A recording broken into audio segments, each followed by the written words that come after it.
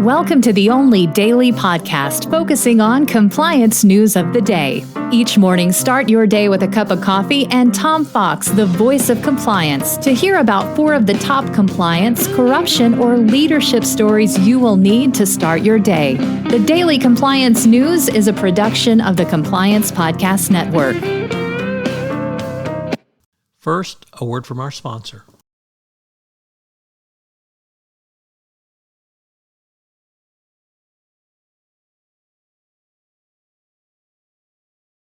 Look, 2020 has proven to be the year of many things, and the same for 2022. But if you're a small business, this could also be the year you switch to a better payroll.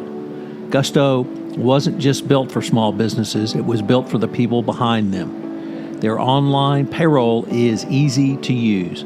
Gusto can automatically calculate paychecks and file all your payroll taxes, which means you have more time to run your business.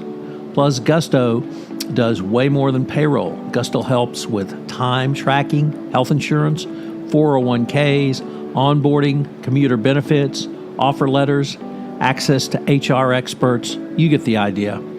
It's super easy to set up and get started. If you're moving from another provider, they can transfer all your data for you. It's no surprise that 94% of customers are likely to recommend Gusto. And here's the best part. Because you're a listener to this podcast, you get 3 months totally free. All you have to do is go to gusto.com/compliance. That's gusto.com/compliance. I'm telling you, you're going to love Gusto. Get started today.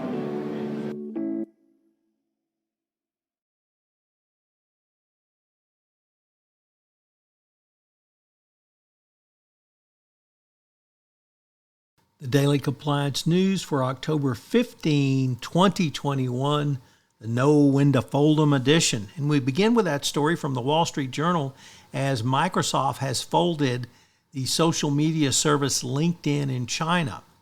LinkedIn said it would shut the version of professional networking site that operates in China, marking the end of the last major social media network operating openly in China.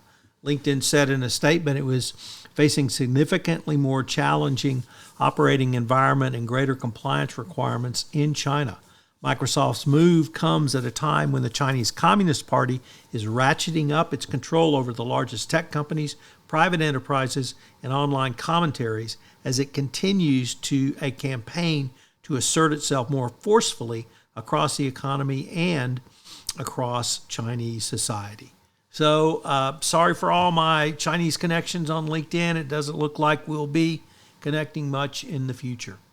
Next up from Axios, a first-time contributor to the Daily Compliance News, Kenyan President Uhuru Kenyatta will visit America as the White House has donated an additional 17 million doses of the J&J vaccine to the African nation. Why does this matter? Well, Biden is belatedly seeking to bolster U.S. engagement with the region, which had been a low priority as he focused on China.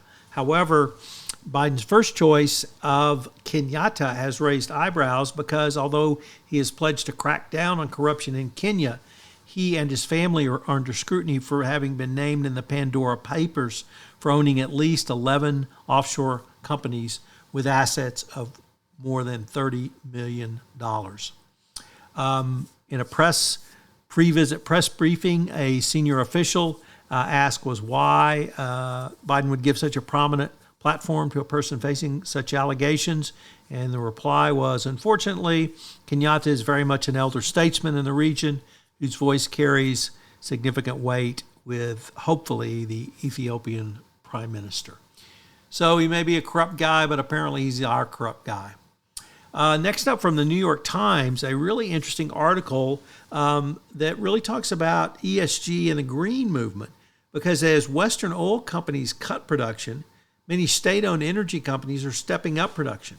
So Saudi Aramco, Pemex, Petrobras, Sonagal, you name the country that has a national oil company, they are ramping up their production. And the question I would pose for you is, does this increase your corruption risk in any way.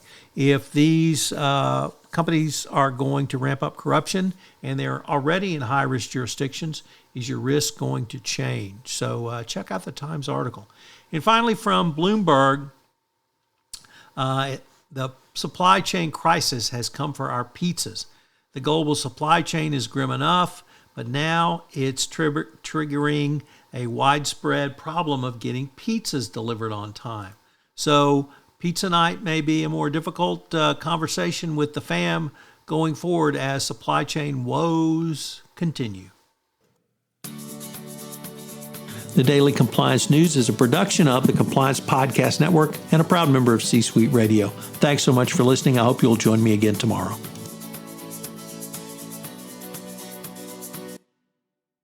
This podcast is a part of the C-Suite Radio Network. For more top business podcasts, visit c-suiteradio.com.